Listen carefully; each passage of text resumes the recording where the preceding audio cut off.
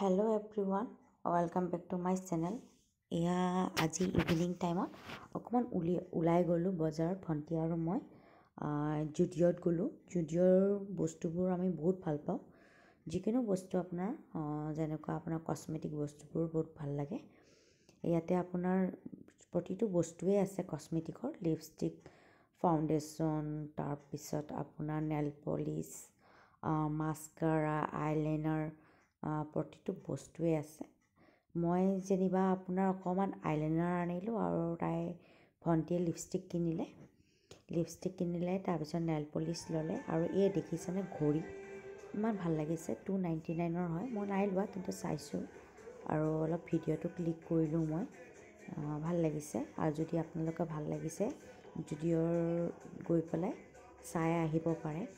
আৰু ডিঙিৰ ছেটবিলাকো বহুত ধুনীয়া ধুনীয়া আছে আৰু এইবোৰ মানে লিপষ্টিক। তাৰপিছত ভণ্টিয়ে এইবোৰ চালে, ভণ্টিও ল'লে, ময়ো বস্তু কেইটামান ল'লোঁ বাৰু।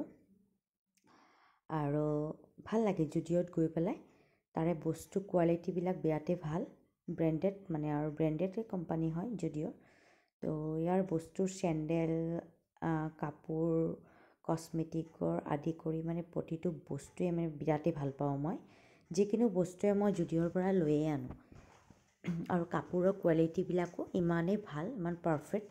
আৰু অকণমান ভিডিঅ' কৰিলোঁ, ক্লিক কৰিলোঁ আৰু মই ভিডিঅ' ফটো এইবোৰ ক্লিক কৰি মই বহুত ভাল পাওঁ।